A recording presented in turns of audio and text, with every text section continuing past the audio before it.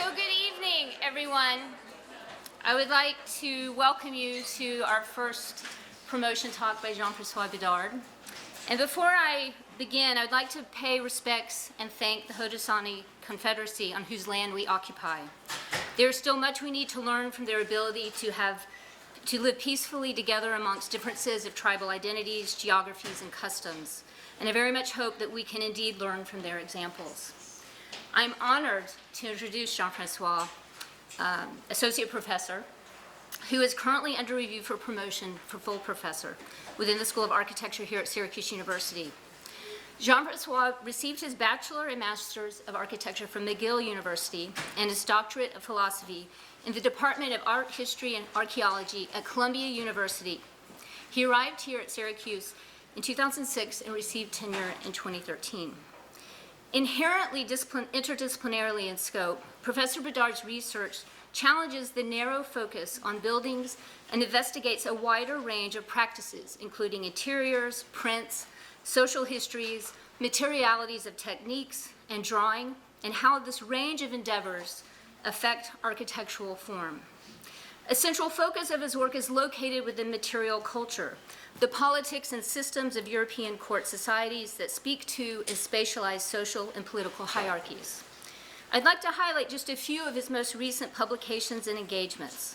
These include Gilles-Marie Opinard, Projects pour l'Hôtel Gaudien in les Dessins de Saint-Réserve, forthcoming in 2020, France, 1400 to 1800 in Sir Bannister Fletcher's History of Architecture, which is just published this year, the refurbishment of the Palais Royal during the Regency in the Orléans collection in 2018. He's been an invited conference participant at the Château de Fontainebleau, the Bard Graduate Center, and the Université de Lausanne. As many students may be unaware, early in Professor Bédard's career, he worked for Peter Rose Architect in Montreal, Quebec, prior to beginning a curatorial position at the Canadian Centre for Architecture. I mention this because often the narrow bandwidth the professor occupies within the school is actually only one part of what this person actually does. I believe these earlier areas Professor Bédard has worked within the discipline is a strength that he brings to the school.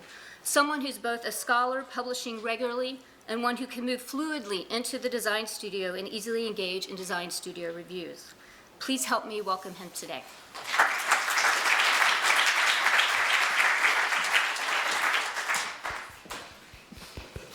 Thank you, Lori. That was a very nice introduction. Thank you for all the members of the committee that are reviewing my case to full professorship.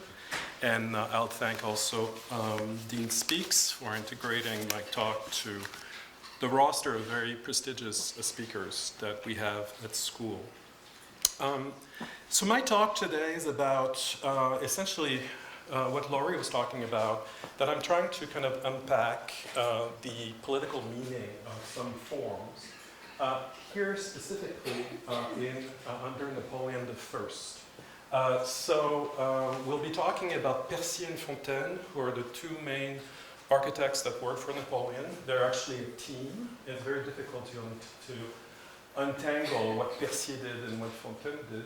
And I'll be talking about the coronation ceremony of Napoleon and something that my students in 18th century architecture know very well, the Greco-gothic, the idea of fusing rational thinking, 18th century thinking about classicism with medieval roots.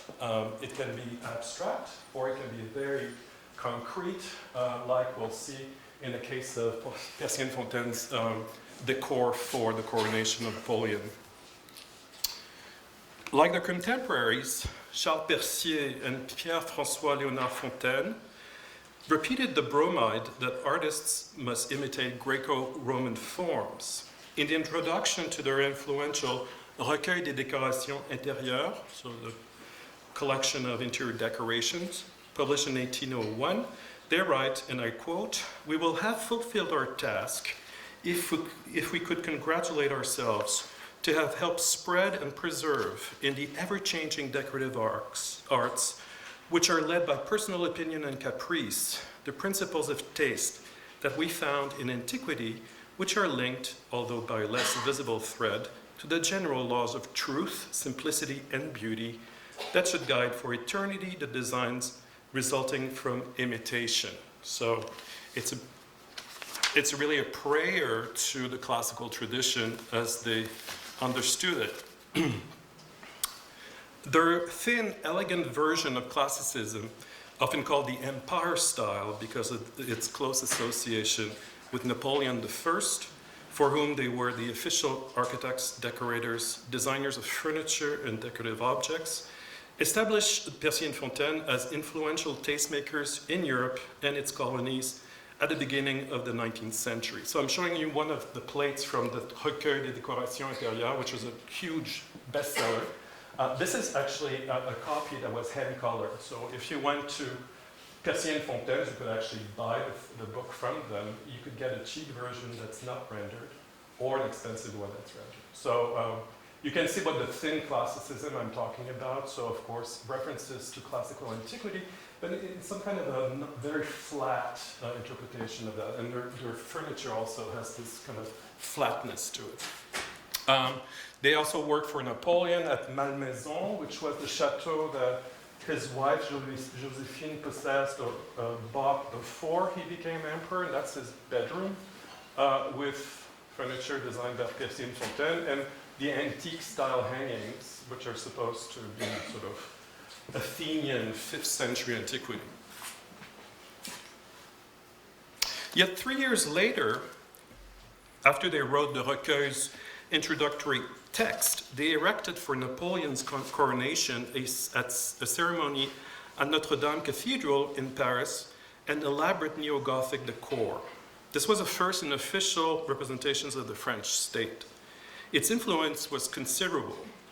After the empire's fall, and despite Louis XVIII's revulsion for anything associated with the Napoleonic regime, Percier and Fontaine proposed a decor in a similar style, although this time mixed with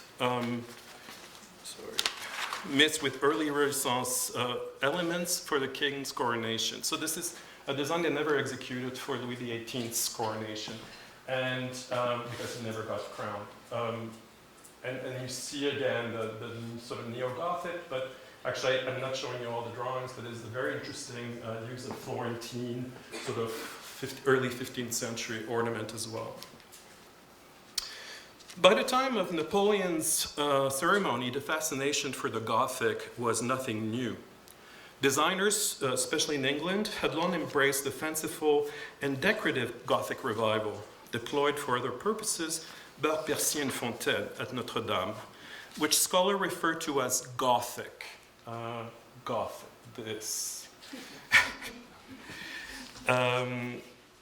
Designers of landscape, scholars refer to this as this kind of decorative medieval style to really separate it from Gothic revival, which would be the more common 19th century discipline.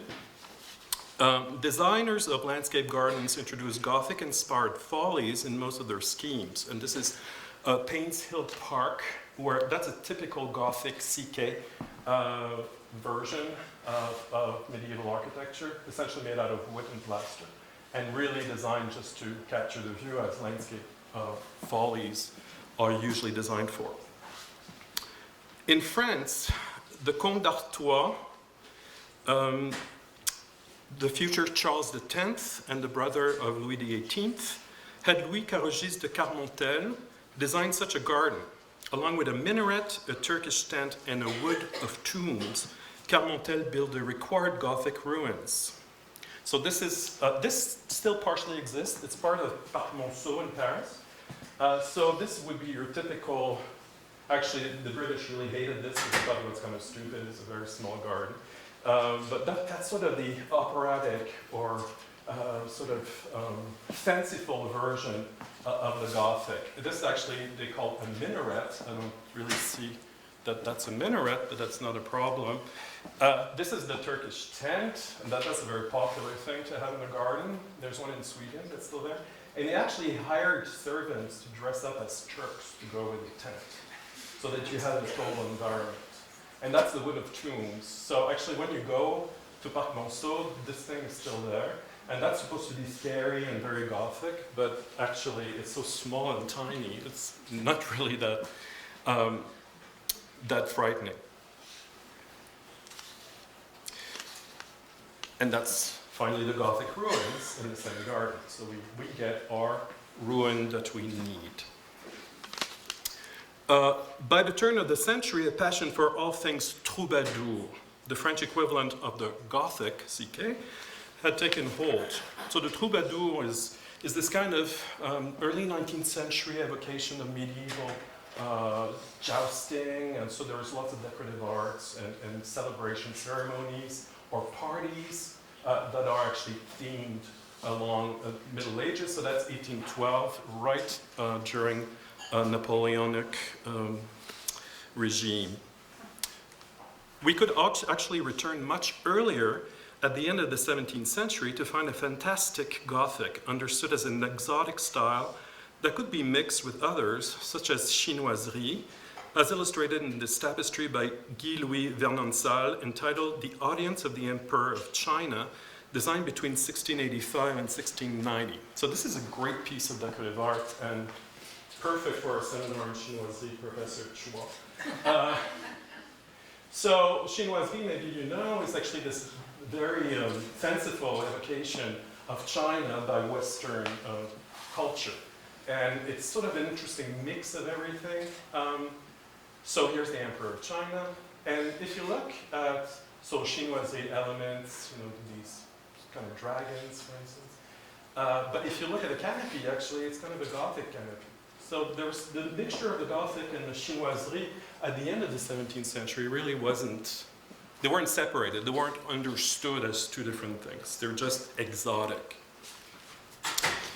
However archaeologically exact they were, imitations of medieval architecture could carry political messages. This had been true of architecture, of religious projects promoted by the French crown as early as the 17th century. Wishing to reaffirm the primacy of Catholicism after the devastating wars of religion, the monarchy chose to reconstruct the Cathedral of Sainte-Croix in Orléans, which had been severely damaged by Protestants, as a beacon proclaiming the unity of church and state. To fulfill this strategy, successive kings proclaimed that the cathedral be rebuilt following its original style. Despite having founded the Royal Academy of Architecture in 1671 with a mission to codify the bon goût, good taste, in architecture, an exact and French version of classicism, even Louis XIV ordered that his first architects submit schemes for Sainte-Croix's west facade emulating medieval forms, a project that royal architects pursued throughout the 18th century. So that's a really interesting project. So this is the cathedral. So a large part of it was blown up by the Protestants during the wars of religion. So it became some kind of a national royal project to really prove that, you know, Catholicism is the religion of the land. And we'll look at two things: the western portal, which is the most important part of the church, but also the south transept facade, which is the 17th century project. So here's the Sainte-Croix. I hope my students can figure out that this is not really medieval, although it could look medieval. So obviously this kind of mishmash of medieval forms, but ultimately really informed by classicism in some kind of way. These are the projects for that facade. So this is really interesting. This is a 17th century drawing for the facade of Orléans. And that's also a different version in the 18th century. So this one really shows you how designers that are part of the Royal Administration of Architects, so they are codifying the bon goût, have to deal with Gothic architecture. And the way they do it is a very naive way. For instance, these kind of bizarre here arches, and always these panels that are really the sign of a classical decor, but are not really that much used in Gothic architecture. Now, during this comparison, which is kind of tantalizing, this sort of flat Gothic of Sainte-Croix looks very much like the flat Gothic of Westminster Abbey, the way that those two towers were actually designed in 1735 to complement the actual Gothic part. So it seems to be a transnational vision of the Gothic as these kind of flattish, squarish forms. Étienne Martelange, early 17th century design for the facade of the south transept of Sainte-Croix, demonstrates the quandary that architects nurtured in the precepts of classicism when appropriating medieval architecture. The assemblage of Vitruvian doctrine and the study of archaeological remains begun in the Renaissance, which we can loosely call Vitruvianism, resulted in an emphasis on the architectural orders as the basis of architectural practice. Renaissance architects and their followers ardently desired to codify rules for the orders based on the assembly of specific forms and the respective proportions according to type, Tuscan, Doric, Ionic, Corinthian, composite. Most architectural treatises up to the 20th century inevitably began with a discussion of the orders. Adopting altogether different geometrical systems, medieval builders versed in opus Francigenum, the formal and structural system associated with the great cathedrals in northern France, deployed proportional relationships and emphasized vertical extension, elevation, and section, far removed from the trebiated or arcuated trebiated systems developed during the Renaissance. At Sainte-Croix, Martelange attempted an interesting synthesis. While some of his decorative motifs are typical of the religious architecture of the Middle Ages, such as pinnacles, crockets, pointed arches, and a rose window, he tempered Gothic's verticality by adopting squatter forms such as the square, the circle, and the triangle. So this is sort of his compromise. This looks like it's an addition, but it's actually part of the same design. So if you look at it, it's really quite simple geometric forms, circles, squares, equilateral triangles, and then an emphasis on horizontality with banding. So really trying to bring the vertical proportions of the French style, which would be the medieval high style of Gothic cathedrals. This is the rose window, and it has Louis XVIII's motto on it, Nec pluribus impar. Unlike, I can't remember what it means. Professor, ever so? No? I think it's great among many, something like that. This is terrible, but Gothic verticality, Martelange's scheme is not without similarities with Italian medieval architecture. Except in Milan, Italians had never taken to French-style Gothic. The architects of the Duomo in Orvieto, which is on the right, for example, developed the composition of its main facade with primary geometric figures reflecting their attachment to the vivid Roman and Romanesque architectural traditions.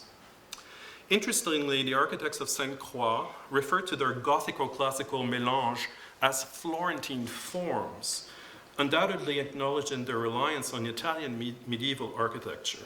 So it's striking how similar the designs are, and this stems partially from Italian Gothic, which is so unvertical compared to the Northern Gothic, and the reliance on very simple forms, square, circle, equilateral triangles. In the middle of the 18th century, Betty Langley struggled with much the same proportional issues, which resulted in his proposals for Gothic orders of architecture. So this is sort of his compromise. You still have the orders, you have some kind of a Doric frieze, but all the ornaments are actually Gothic. Unlike permanent constructions such as the rebuilding of Sainte-Croix that demanded considerable time and resources, ephemeral architecture was better suited to match the speed at which fluctuating political messages needed to be disseminated. Much as his predecessors, Napoleon conjured the memory of the founders of the French state to buttress his legitimacy.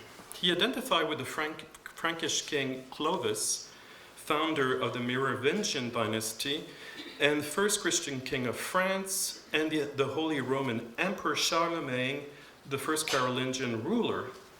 Napoleon and his advisors undoubtedly pushed for neo-medieval forms as a shorthand for the venerable reigns. Percier and Fontaine's decorative neo-Gothic, of course, hardly corresponds to the forms Merovingian and Carolingian masons actually used. Their version of medieval architecture suffice nonetheless to underline Napoleon's association with the power and piety of his forebears. The architects fused medieval and imperial imagery in their coronation decor. In front of Notre Dame's main portal, in the center of its facade, they erected the principal feature of their design, an arcaded cubic portico resting on 4 square pillars topped with obelisks. To harmonize the porticos with the cathedral's facade, they divided its elevation into 3 registers that matched those of the church's west front. At the lowest level, they placed statues in niches that corresponded to the location of the portal's column statues destroyed during the Revolution. They opened the portico's middle register with large pointed arches that repeated the cathedral's central archway, known as the Portal of Judgment. These they flanked with pillars decorated with niches in the manner of the buttresses that separate the 3 portals of the church's west facade. At the top, they replicated the cathedral's Gallery of Kings, destroyed during the Revolution, with a continuous band of statues in niches surmounted by a parapet. Like Martelange at Sainte-Croix, Percier and Fontaine embraced simple geometric figures to mitigate medieval elongation. So here's an elevation of that design.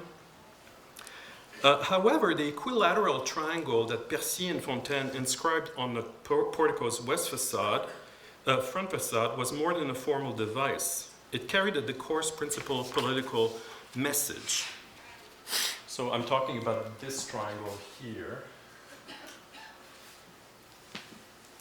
At its base, they placed statues of Clovis and Charlemagne, enthroned and holding the attributes of royal and imperial power.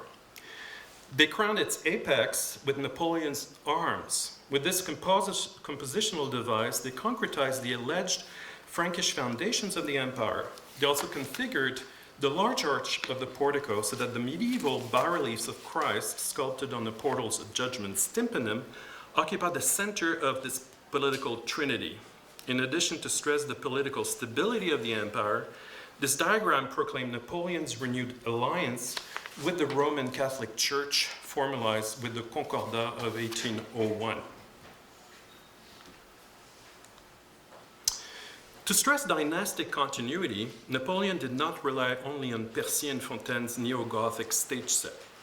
The emperor insisted that the so-called honneur de Charlemagne, the accessories traditionally used in French coronations, be restored for the ceremony.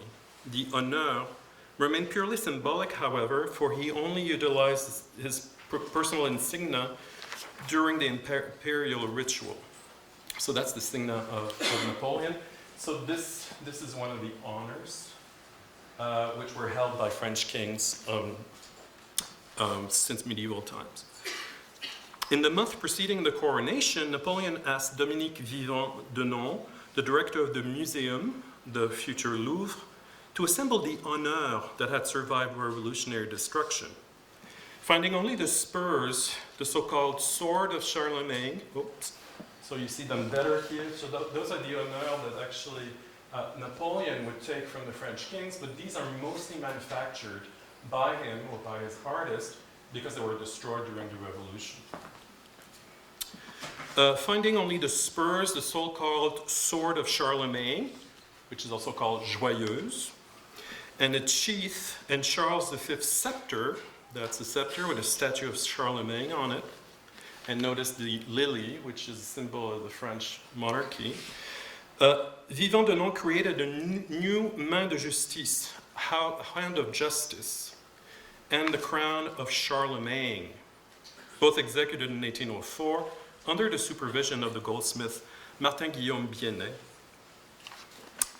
Vivant-Denon and Biennet drew their inspiration from Bernard de Montfaucon's description of Charlemagne's honneur in his historical survey of the French monarchy, the colossal Monument de la Monarchie Française, published in 5 volumes between 1729 and 1733. So this is actually a drawing by Percier, showing you these sort of remanufactured honneurs. So this is the 1804 crown of Charlemagne, quote unquote. This is the main de justice, also from 1804. And this is the reconfigured scepter of Charles V. Now there's a really funny thing. A main de justice is essentially what French kings use to proclaim their authority over their subjects.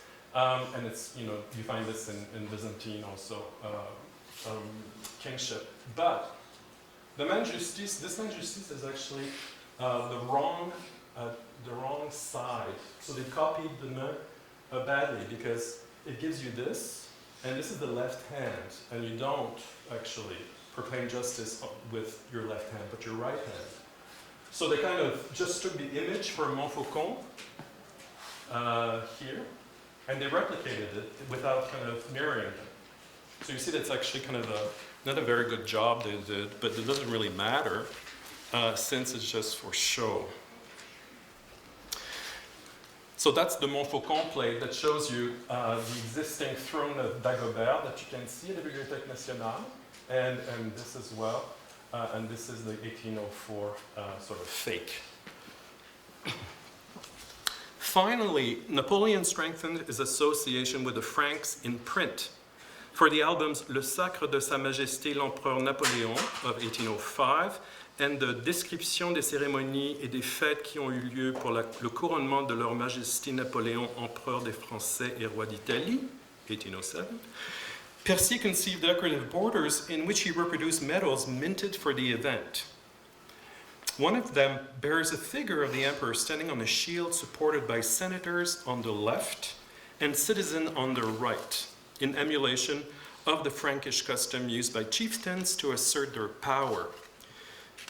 Percier and Fontaine also based their design for Napoleon's imperial throne on a circular Frankish shield and not on rectangular Roman ones. Susan Siegfried has magisterially decoded Ingres' portrait of Napoleon by examining its relationship to medieval prototypes. In this great chapter in a book on Napoleon, on the construction of the regime, the visual construction of the regime, she analyzes the Ingres portrait and specifically this kind of obsession with circles. At the center, sort of echoing medieval models, very famous medieval models, which is the central panel of the Ghent altarpiece. A comparison between Percier and Fontaine's neo-gothic stage set and the decoration of the last pre-revolutionary coronation ceremony, that of Louis XVI, held at Notre-Dame in Reims on 11 June 1775, reveals a dramatic change in taste that occurred at the end of the century for such events. At Reims, Louis Giraud, theater designer for the Administration de l'Argenterie, Menu, Plaisir et Affaires de la Chambre du Roi, better known as the Menu Plaisir, the agency responsible for all Ancien Régime balls, spectacles, and ceremonies, erected on the exterior of the Cathedral of Reims a Doric colonnade that framed the king's ceremonial march from the Archbishop's palace to the cathedral. So this is actually the only view we have of the external decoration at Reims. So essentially, this is to shield the king. The king starts his march, his procession at the Archbishop's palace over there, and then he goes inside the door. So this is really designed much more as some kind of a fragment with a central emphasis that doesn't correspond at all to the architecture of the cathedral.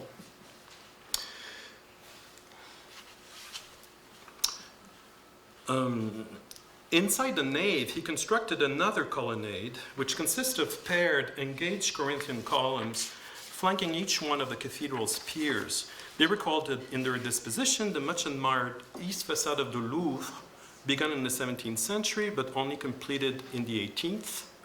Giraud decorated the cathedral's choir with a half circle of freestanding columns in the manner of the royal chapel at Versailles. So this is the great prototype of official taste at the very end of Louis XIV, and it's an extremely interesting project. So this is the chapel at Versailles, it's the 5th chapel. And those freestanding columns, which are properly Corinthian because of the king, actually are freestanding, which is unusual. And this is a section that shows you that freestanding position in kind of an emulation to another chapel, palatial chapel, the Sainte-Chapelle. And if you look at this section of the Sainte-Chapelle, a palatial chapel, because it has a lower church and an upper church, you'll find also the same type of organization with the freestanding columns, in this case the buttresses, and the lower church, upper church. The lower church is necessary in the court setting because you always have sort of the base of the court and then the royal family above. So in a way you can say that this is sort of the Greco-gothic revival of that, although you couldn't really tell by the actual forms. And my students in 18th century know this hopefully very well.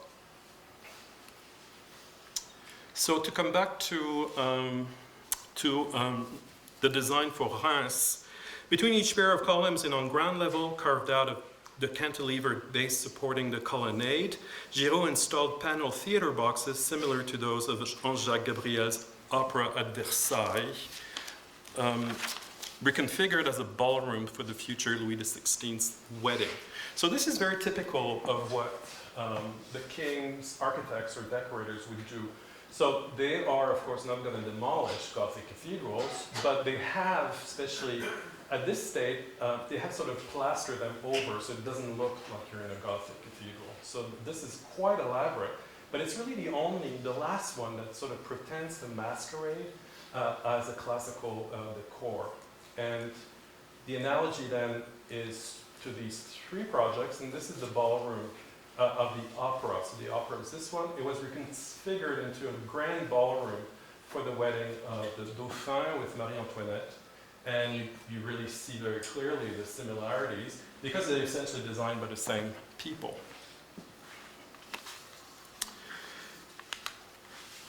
Giraud's decor was rich in symbolic associations. By hinting onto the east front of the Louvre, the chapel, and the opera at Versailles, Giraud transmuted the medieval church into a contemporary royal building. But his design was more than a theatrical screen hiding the Gothic forms, still unpalatable to contemporaries. The neoclassical decoration of Louis XVI's coronation suggests that Giraud and his patrons understood the ideological and political usefulness of the mixture of classical and medieval forms, the so-called Greco-gothic, first elaborated during the reign of Louis XVI's father, Louis XV. Like the empire, the last Ancien Régime reigns were fragile in the wake of a disastrous military campaign that ended with the Treaty of Paris, 1763, which ceded France's North American colonies to the British, and the public outrage regarding his scandalous personal life. Louis XV and his intendant des bâtiments, Abel François Poisson, Marquis de Vendières, and later de Marigny et de Ménard, Madame de Pompadour's brother, devised an ambitious artistic program to bolster the prestige of a compromise regime. Daniel Rabreau has shown that Marigny engineered his neoclassical reform not so much to obliterate the extravagances of the rocaille associated with the early part of Louis XV's reign, which, as an unruly, feminine style, recalled his libidinous lifestyle, but to recast the king as a Gothic, pious, peace-loving monarch.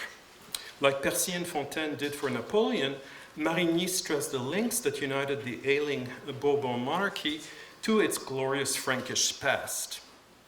The architect Jacques-Germain Soufflot was a key figure in the monarchy's Greco-gothic strategy.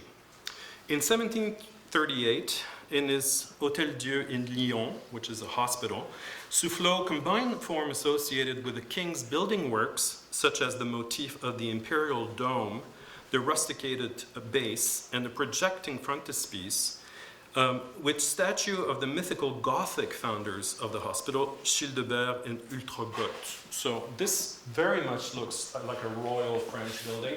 The imperial dome is actually on a square plan, and this is exactly the dome that you found at the Tuileries, one of the palaces of the king in Paris. And that formula of the colossal pilasters, the rusticated base, that's pretty much set up by Albert Monsard in the 18th century, but these are the two Gothic statues, Chute de Dame and Ultra-Goth. So there's this desire, even just at a sculptural level, to associate royal forms with Gothic or medieval origins.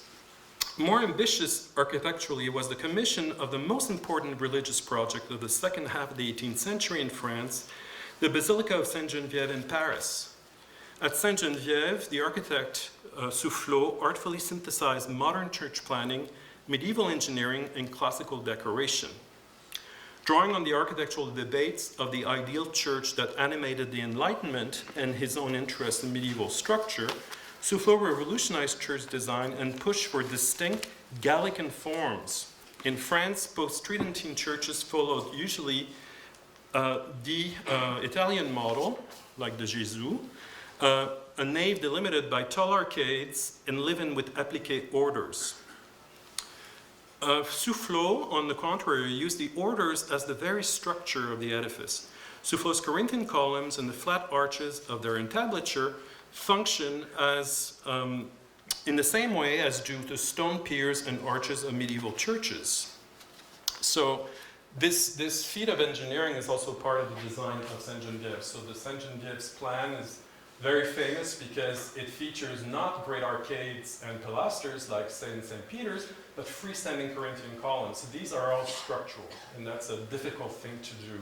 Those piers had to be reinforced because the dome actually was moving faster in the ground than the rest of the church.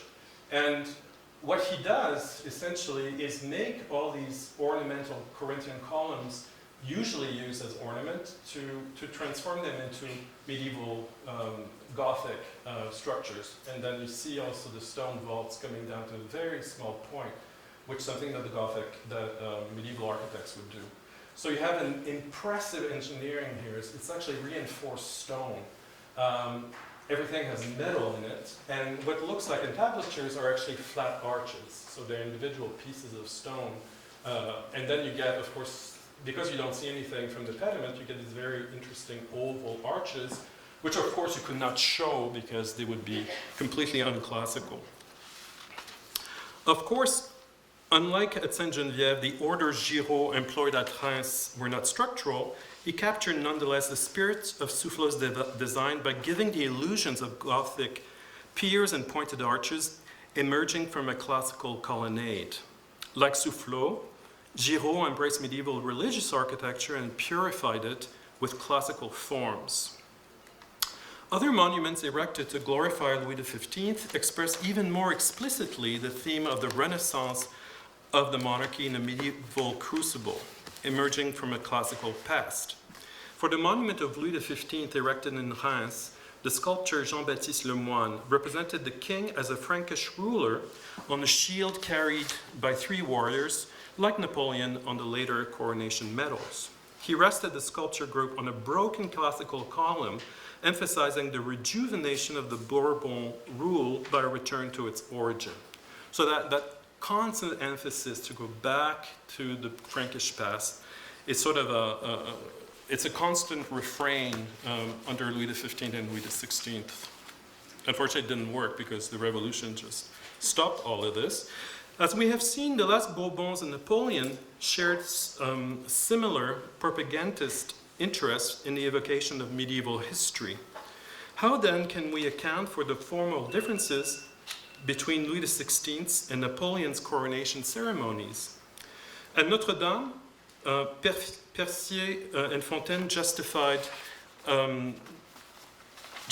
their forms by the harmony to the architecture of the cathedral. Unlike Giraud and his Greco-gothic, they understood medieval architecture as a stylistically coherent formal system, even if their approach was far from archaeological. Louis XVI's and Napoleon's coronation albums highlight this difference of understanding. The perspective illustrating Giraud's Doric portico centers on the structure itself. It provides little information regarding its relationship to the cathedral's facade. By contrast, Percier and Fontaine's plate clearly show that they integrated the west facade of Notre Dame to their decor to achieve an overall composition. Between Reims and Paris, Gothic had reached the status of an acceptable style that could be emulated, however blamable it remained to the neoclassical doxa that Percier and Fontaine still relate in their Recueil de décoration intérieure. So the point I would make is, although we don't have a plaque for Louis XVI's coronation at Paris, this is Notre Dame in Paris.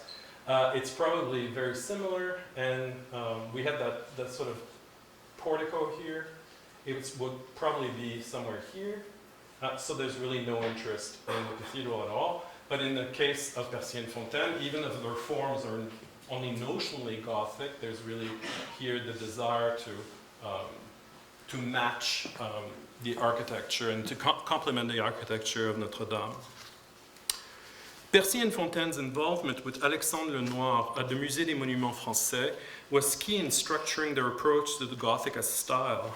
The Musée had profound impact both in the development of historicism in painting and in architecture, and the revival of the Gothic. Lenoir staged at his museum French sculptures and architectural fragments salvaged from revolutionary destructions within a chronological framework. He laid out each room to capture the style of a particular century, and with theatrical flair, heightened the evocative aspect. In collaboration with Fontaine and Claude Louis Bernier, Percier illustrated the museum catalogs. He composed frontispieces as collage of works of sculpture and architecture, meant, much as Lenoir had laid out the museum rooms, to capture the essence of a given historical period. So the Musée des Monuments Français is really the first museum to actually organize works of art in centuries, something that you will find, of course, in a modern museum. So all these fragments are taken from various churches, most notably at Saint-Denis, which was the necropolis of the French kings that had been by the revolutionaries completely destroyed. So what Lenoir would do, this is an actual also medieval convent that he's working with on the site of the École des Beaux-Arts today. So what he would do is also heighten the feeling. This is the 13th century room. And most of these sculptures actually are collages of various things that he actually salvaged. So they're not necessarily real works of art. This is the 16th century room. So you get the Renaissance. This is the monument to the heart of Francis I. This is the Gisant Henry II. And he also collected stained glass, etc. And then the whole museum was complemented with this landscape garden. This is grossly exaggerated in size because it's a very tiny thing, but the idea here would be to take the monuments, this is the Diana from Annette, and sort of put them in a landscape garden, very much like the Gothic ruins we saw before. And this is even more fanciful. And monuments like this actually never really existed, they're just put together by him. But you can see that actually draftsmen, architects, painters spent a lot of time sketching, and it became a really sort of the starting point of consciousness for French heritage, not only sketching Roman buildings that you would do if you were first prize in the academy. So and here is Napoleon himself visiting the 13th century rooms. This was an incredibly popular museum. And here's a sketch by Percier of the garden I showed you. This is the Diana of Annette. And this is the sort of catalogs we would get at the musée. So what Percier would do is take the various bits and pieces, in this case the 16th century room, and sort of put them together to give you an idea of what the feeling of 16th century art will be. So the argument I'm making is that essentially once this is in action, then one can think of the Gothic as a system which need to be represented as opposed to be integrated like the Greco-gothic did, which to the unobserving eye doesn't look at all like a medieval building. The use of medieval references to assert dynastic continuity and personal piety implemented in the decoration of Napoleon's coronation ceremony at Notre Dame was already in place under the last Bourbons. Marigny's marshaled the Greco-gothic, the fusion of Greco-Roman and medieval architecture, to bolster Louis XV's popularity. By the end of the century, however, a new historical consciousness resulted in a more conspicuous, if decorative, use of Gothic forms. Paradoxically, the apparently inflexible apostle of neoclassicism, Percier and Fontaine, ushered historicism in architecture, which will rivet architects and theorists throughout the 19th century. Thank you.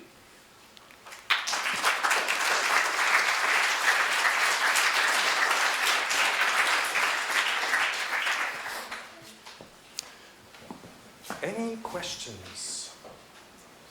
Or you're just so dazzled that you're just speechless? Yes? How did you get here? How did I get here? Like what led you to this work? That's work that I've done. It's very similar. No, it's similar to my up-north/regent work, which is a revival in the staging of political structures. So essentially, this is kind of a replay of that. But what's quite interesting about this is, I think, it's the play was already there throughout the 18th century. So it's kind of this huge continuity that revival is the way to approach political issues.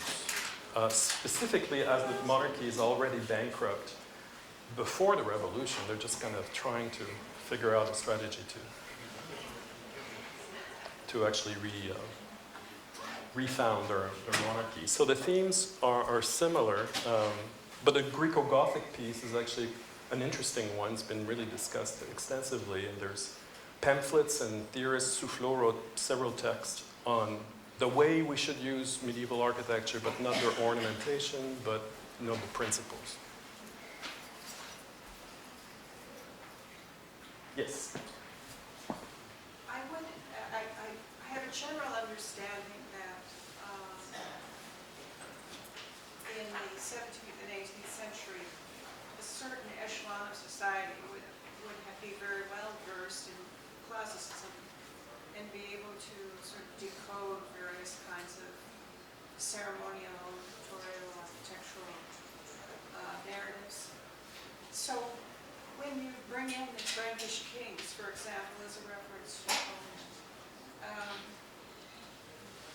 who would be those that would really be able to understand the references? Like the portrait you were showing was very striking with Napoleon as a Frankish king, and yet there's not a real mirror image there. The references are more subtle. So, and I assume Napoleon himself would not have been able to come up with these schemes except to command someone that he wanted these references made. But then he'd need instruction himself on what was done, right? So, can you talk about that a little bit? Well, global histories of France existed before Napoleon, obviously, and the learned people we're talking about would actually probably have Montfaucon, those 5 volumes, History of France. So if they didn't know exactly in detail how the Franks worked, they would sort of know Charlemagne and Clovis. And that's why these are kind of buzzwords for antiquity, for medieval sort of power. In terms of the Napoleon portrait of Ingres, that actually, I really encourage you to read the Siegfried piece.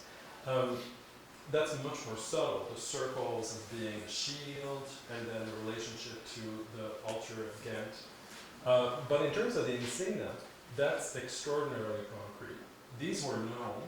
They were known under the Ancien Régime. They were known to have been destroyed. So basically, they scrambled to try to recreate them using all sorts of different methods. So they're sort of slapdash. They actually asked the Elector of Dresden to have him lend them actual Charlemagne objects. But when they got them, or when they saw them, they were so awful, they're so tattered, so ugly, that they decided, "Oh, forget this. We're going to make a real nice crown." And the fact that the hand is actually reversed is kind of typical. They're sort of really, the coronation's 1804, so you have to get your stuff done before. And it's quite interesting that also under the Ancien Régime, every time there's a coronation, the menuisiers who are in charge of the design have to scramble also. They have to read about other coronations and figure out how it goes. And so it's not so clean cut. It's kind of a messy and generic, very generic often. The way actually the Gothic architecture of Cassin Fontaine is super generic, like wallpaper. Fascination in your eyes. Well, thank you very much.